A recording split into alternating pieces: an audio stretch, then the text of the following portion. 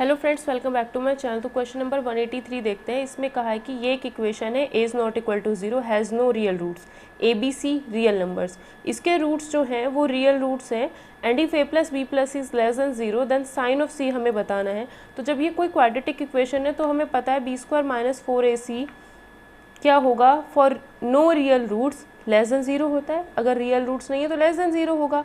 जब ये less than 0 है तो b² तो कभी नेगेटिव हो नहीं सकता, ठीक है।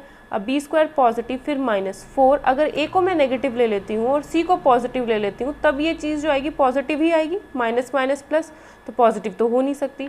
अगर मैं a को पॉजिटिव b को नेगेटिव ले लेती हूँ तब भी ये पॉजिटिव ही आएगा, माइनस माइनस प्लस, तो ऐसा भी नहीं हो सकता।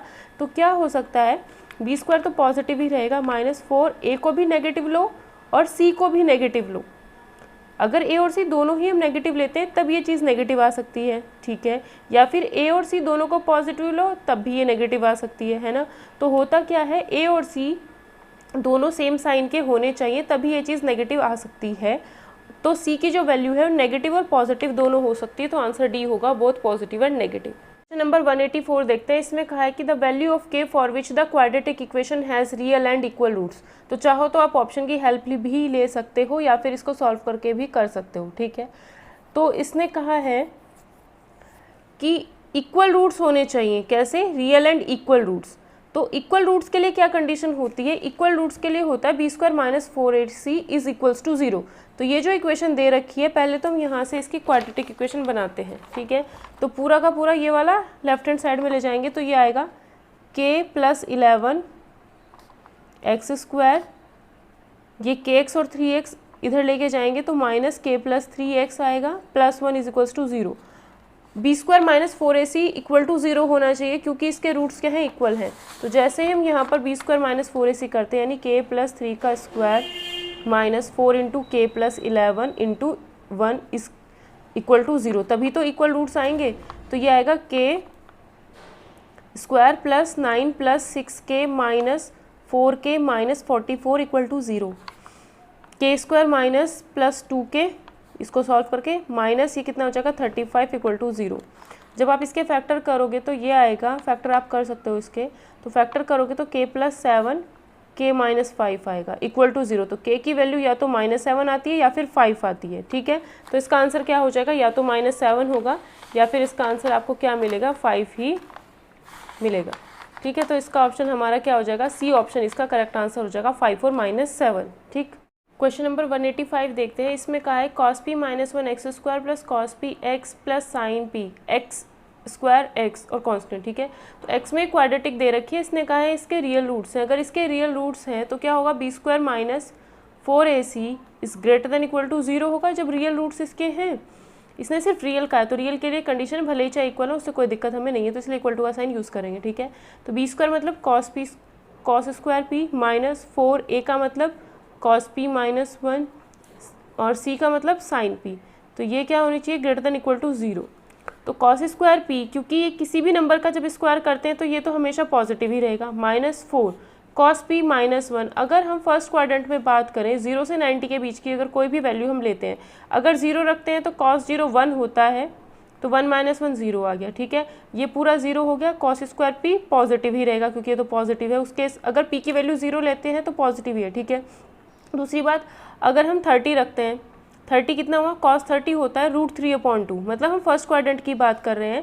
30 अगर रखते हैं तो √3/2 होता है, √3/2, √3 की वैल्यू 1.732/2, तो ये 0.8 समथिंग आएगा। -1 करोगे, इसकी वैल्यू 0.8 -1 करोगे तो ये चीज़ नेगेटिव आ रही है। ये जो चीज़ आ रही है वो नेगेटिव आ रही है। अगर ये नेगेटिव है मतलब cos² p minus 4 into cos p minus 1 negative into sine P, और ये पूरा ग्रेटर देन इक्वल टू 0 होना चाहिए। तो नेगेटिव नेगेटिव पॉजिटिव, ये भी पॉजिटिव, यहाँ वाली वैल्यू भी पॉजिटिव, तो साइन पी क्या होना चाहिए, फिर पॉजिटिव होना चाहिए। साइन पी अगर पॉजिटिव है तो साइन पी पॉजिटिव कब होता है, साइन पी पॉजिटिव होता है 0 to 90, 90 to 180, यानी फर्स्ट और सेकेंड क्वाड्रेंट में ही साइन पॉजिटिव होता है, बाकी सारे क्वाड्रेंट में साइन इन दोनों में नेगेटिव होता है। तो हमें सिर्फ देखना था साइन पॉजिटिव किस में होता है। साइन पी पॉजिटिव तब होगा जब p की जो वैल्यू होगी 0 से पाई के बीच में होगी। 0 से पाई अब इन दोनों में से यानी पाई से 2 पाई के बीच में नेगेटिव, तो 0 to 2 पाई तो हम ले नहीं सकते। तो 0 से अगर पाई की बात करें, सिर्फ 0 से अगर पाई की बात करें तो इसमें 0 to 90 आ रहा है, 0 to 90 आ रहा है मतलब डी आ रहा है। ठीक है, 0 to 90 के अंदर क्या हो जाएगा, पी जो होगा, साइन पी जो होगा वो पॉजिटिव होगा। पी की वैल्यू 0 to 90 के बीच की लेंगे, तब जा करके जो ये इक्वेशन होगी वो हमारी रियल रूट्स रखेगी। ठीक है, π/2 to -π/2, ये हो गया π/2, ये हो गया -π/2, इसमें पॉजिटिव इसमें नेगेटिव, तो ऐसा तो नहीं हो सकता। ठीक है, -π to 0 ये भी नहीं होगा। 0 to 90, 0 to 90 का मतलब हो गया यहाँ से यहाँ तक।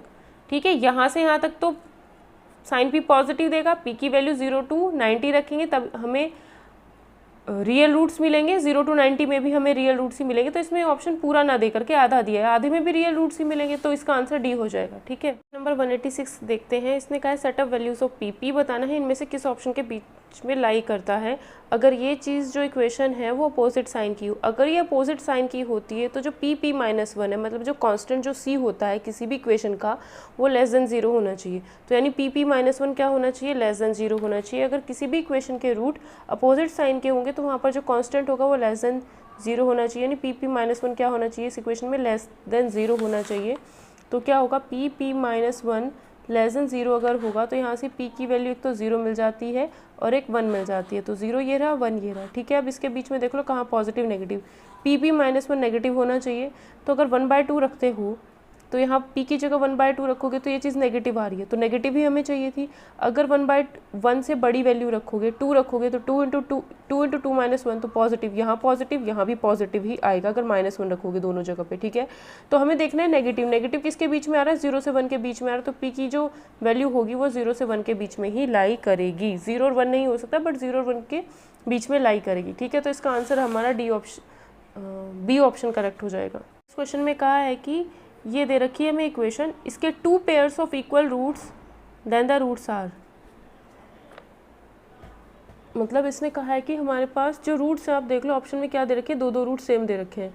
तो 2 पेयर ऑफ इक्वल रूट्स, मतलब 2 पेयर ऑफ इक्वल रूट्स का मतलब है कि 2 रूट सेम होंगे, या तो 1 1 2 2, 2 root same, 2 root same, 2 root same, 2 root same, सारे ऑप्शन इसी टाइप से दे रखे हैं। तो पहली चीज़ तो यही चेक कर लो कि 2 पेयर होंगे रूट्स के और दोनों सेम होंगे, मतलब अगर पहला रूट ए है तो दूसरा भी ए होगा, मतलब अगर पहला रूट ए है तो दूसरा भी ए, और एक रूट बी है तो दूसरा भी बी होगा, इस टाइप से 4 रूट्स होंगे। ठीक है, अगर अब क्या करना है, इसमें से वैल्यू उठा करके इसमें सेटिस्फाई करके देख लेना और कुछ नहीं करना। ठीक है, 1 रख के देखते हैं, 1 + 4 5, 5 - 2 3, 3 - 12 कितना हो जाएगा, -9, -9 + 9 0, तो 1 इसको सेटिस्फाई करता है। 1 चारों ऑप्शंस में है।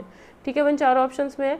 उसके बाद 2 रख के देखो, 2 अगर होगा तो ये वाला ऑप्शन होगा, अदरवाइज नहीं होगा। 2 दूनी 4 दूनी 8 दूनी 16 प्लस 2 दूनी 4 दूनी 8, 8 चौक 32, माइनस 2 दूनी 4, 4 दूनी 8, 12 दूनी 24 प्लस 9, इसको देख लो 0 आता नहीं, 16 और 32 हो गए आपके 3 4 40, 48, 48 और 9, 48 और 9 ऐड करोगे तो 0 नहीं आएगा। ठीक है, तो ये चीज़ 0 नहीं आ रही, यानी ये ऑप्शन नहीं होगा। अब -2 रख के देखोगे तो कितना आएगा, 16 माइनस 32 -8 माइनस प्लस 12 दूनी 24 प्लस 9, ये देख लो 0 आता है नहीं आता है। तो 24 और 9 6 3 कितना हो जाएगा, 33 माइनस 32, 33 और -32 आएगा +1, तो +1 16 + 1 17 -8, ये भी 0 नहीं आ रहा, तो बी ऑप्शन भी नहीं होगा। उसके बाद क्या करो, सी ऑप्शन रख के देख लो। आई अगर रखते हो उससे पहले -3 चेक करके देख लो, अगर -3 से आंसर आ गया तो ठीक है, अदरवाइज सी ही ऑप्शन इसका करेक्ट आंसर होगा। तो -3 यहाँ पर रख के देखते हैं, 3 3 9 27 81 प्लस 3 3 9 27, 27 चौक हो जाएगा 27 दूनी 54, 54 दूनी 108, तो ये हो जाएगा 108 और पॉजिटिव साइन, सॉरी नेगेटिव आएगा। ठीक है, -3 3 9, 9 दूनी 18, माइनस प्लस 12 36 प्लस 9, 36 और 9 हो गए 45, और 45 और 81 कितना हो जाएगा, 6 8 6 12, 8 4 12, 8 8 16 2 1, तो ये आ जाता है। तो -3 इसको सेटिस्फाई कर रहा है, 1 तो कर ही रहा था, इसका मतलब डी ऑप्शन इसका करेक्ट आंसर होगा। हमें सिर्फ इतना चेक करना था कि कौन से ऑप्शन के सारे नंबर्स इसको सेटिस्फाई कर रहे हैं, इस इक्वेशन को सेटिस्फाई कर रहे हैं। जो सेटिस्फाई करेंगे वही इसके रूट्स हो जाएंगे। नेक्स्ट क्वेश्चन देखते हैं। इसमें कहा है कि ये इक्वेशन है कोई, उसका एक रूट 2 - i है, तो उसका दूसरा रूट बताओ। तो सिंपल क्या करो, रूट चेक करने के लिए तो ऑप्शन उठाओ, इसमें पुट करके देख लो। i की वैल्यू x की जगह पे -i रखो, i × -i का होल स्क्वायर -2 i + 1 एक्स की जगह पे माइनस आई प्लस 2 माइनस आई, तो ये कितना हो जाएगा आई स्क्वायर की वैल्यू -1 का स्क्वायर 1 हो गया, आई स्क्वायर की वैल्यू हो जाएगी -1, ठीक। -2 ये हो गया माइनस माइनस प्लस आई इंटू आई स्क्वायर माइनस आई प्लस 2 माइनस आई, ये 0 आना चाहिए बस, ये होगा माइनस आई प्लस आई स्क्वायर की वैल्यू -1 होती है तो ये -2 प्लस 2i प्लस 2 माइनस आई, ठीक। तो ये कितना हो गया, 2 से 2 कैंसिल, 2i ये कैंसिल, तो -i इसका जो है रूट है, तो इसका मतलब यही इसका आंसर होगा। रूट चेक करना है किसी भी इक्वेशन का तो x की वैल्यू उठा करके इक्वेशन में सेटिस्फाई करा के देखना है और कुछ नहीं, ठीक है। नेक्स्ट क्वेश्चन देखते हैं। 1 root of this equation is इतना। अगर किसी भी इक्वेशन का क्वाड्रेटिक इक्वेशन हो या कुछ भी इक्वेशन हो, उसका अगर एक रूट ये है तो पक्का उसका एक रूट 1 माइनस रूट 3/2 होगा। मतलब i की जगह पे माइनस कर दो, बट ऐसा तभी करना जब यहाँ पर जो कोफिशिएंट्स हैं x के वो कैसे हैं, आपके रियल नंबर है। अगर वो इमेजनरी था, एक्स स्क्वायर का कोफिशिएंट इमेजनरी था, x का कोफिशिएंट इमेजनरी था, कांस्टेंट वैल्यू भी जो इमेजनरी ही थी इस वाली इक्वेशन में देखें, तो उसमें हमने ये चीज़ नहीं लगाई कि इसका अगर एक रूट 2 माइनस आई है तो दूसरा रूट 2 प्लस आई हो सकता है, तो वो चीज़ हमने यहाँ नहीं किया। क्यों नहीं किया? क्योंकि एक्स स्क्वायर एक्स और कांस्टेंट जो थे, इनके जो रूट्स, इनके जो कोफिशिएंट्स थे, जो गुणांक थे इनके, वो क्या थे, रियल नंबर नहीं थे, ठीक है। तो इसलिए मैंने ऑप्शन से गए। अगर ये रियल नंबर है, इनके कोफिशिएंट्स जो है वो रियल नंबर है, तो अगर एक रूट x प्लस आई वाई है तो दूसरा रूट x माइनस आई वाई होगा। तो अगर एक रूट 1 प्लस आई रूट 3/2 है तो दूसरे रूट में माइनस आई लगा दो i की जगह पे, तो ये होगा। अब ये चेक कर लो कौन से ऑप्शन में, इसमें और इसमें, यानी बी और डी ऑप्शन होगा, ए और सी तो हो नहीं सकता। इतना तो पता चल गया बी और डी। अब बी और डी अगर ऑप्शन है तो इसमें सेम क्या है, ये और ये सेम है, तो अलग कौन कर सकता है, 2/3 या -2/3। तो x की वैल्यू हम 2/3 रख करके देखते हैं सेटिस्फाई करता है या नहीं करता है। तो x की वैल्यू को 2/3 रखेंगे, 2 दूनी 4 दूनी 8 दूनी 16, 3 3 9 27 या 81 -10। x की वैल्यू 2/3 रखते हैं तो कितना आएगा, 2 दूनी 4 दूनी 8 बटे 3 3 27 प्लस 4 9/16 सॉरी 8 कितना हो जाएगा, प्लस 4 इंटू 4/3 3 9 -2/3 -6, ये चीज़ 0 आनी चाहिए बस सॉल्व करके। तो 3 से तो कट गया 27 बारी, 16 -80, दोनों के नीचे 27 है, तो 16 -80 कितना होगा, 80 में से 10 गए तो 70, 70 में से 6 और घटा दो तो कितने हो गए 64, तो -64/27 प्लस 4 चौक 16, 16 ऊपर से 3 नीचे से गुणा कर दो, ऊपर नीचे 3 से गुणा कर दो, 16 3 48, 48 बटे 27। अब इस चीज़ को सॉल्व कर लो, ये कितना आएगा, 14 में से 8 गए 6, 1 -16/27। इस चीज़ को भी सॉल्व कर लो, -16/27 करते तो ये भी नेगेटिव ही है, तो ये भी क्या आ रहा है, नेगेटिव। जब इस पूरे को जोड़ोगे तो 0 तो कभी आएगा नहीं, इसका मतलब जो रूट है वो 2/3 नहीं है, 2/3 रूट नहीं होगा तो फिर -2/3 ही होगा, तो डी ऑप्शन इसका करेक्ट आंसर हो जाएगा। तो आज की वीडियो में इतना ही। थ्योरी ऑफ इक्वेशन आपका चैप्टर ख़त्म हो गया है, ठीक है। बाकी इसमें और भी बहुत सारे कॉन्सेप्ट्स होते हैं, तो अगर आप वो सब सीखना चाहते हो तो आप दूसरी बुक्स प्रीफर कर सकते हो या आप बैच परचेज़ कर सकते हो, ठीक है, जिसकी डिटेल्स आपको डिस्क्रिप्शन में मिल जाएंगी। कम से कम हमने 189 क्वेश्चंस इसमें दिए हैं, हमने इतने क्वेश्चंस किए हैं, तो हमें अलग अलग बहुत सारी चीज़ें इसमें पता चल रही है, ठीक है। बाकी क्वाड्रेटिक इक्वेशन इतना बड़ा चैप्टर है, उसमें भर के कॉन्सेप्ट्स हैं, बहुत सारी कॉन्सेप्ट्स आपको, अगर आप चाहो तो दूसरी बुक्स प्रीफर करो, RD शर्मा वगैरह, तो वहाँ से आपको, अगर आप सेल्फ स्टडी कर रहे हो तो RD शर्मा करो 11th 12th की, तो वहाँ 11th क्लास में आपको RD शर्मा में क्वेश्चंस मिल जाएंगे क्वाड्रेटिक इक्वेशन के भर के, तो वहाँ से आप ट्राई कर सकते हो, ठीक है। क्योंकि कॉन्सेप्ट्स इतने होते हैं कि हमें नहीं पता, ज़रूरी नहीं वो जितने प्रीवियस ईयर के कॉन्सेप्ट्स हैं वही पूछे एग्जाम में से, उसमें से ही कोई आए, कोई नया कॉन्सेप्ट भी एग्जाम में डाल सकता है। पेपर तब तक क्लियर नहीं होता जब तक हमें हर चीज़ ना आती हो, ठीक है। अगर 100% का पेपर है तो कम से कम 95% हमें आना चाहिए। 4% ऐसा हो सकता है कि हमसे कहीं ना कहीं छूट सकता है, लेकिन 95% हमें आना चाहिए, ठीक है। तो यहाँ से हमने बहुत सारे कॉन्सेप्ट सीख लिए हैं, लेकिन बहुत सारे कॉन्सेप्ट्स रिमेनिंग हैं इस चैप्टर के, तो उसके लिए आप RD शर्मा क्लास 11th की बुक प्रीफर कर सकते हो, ठीक है।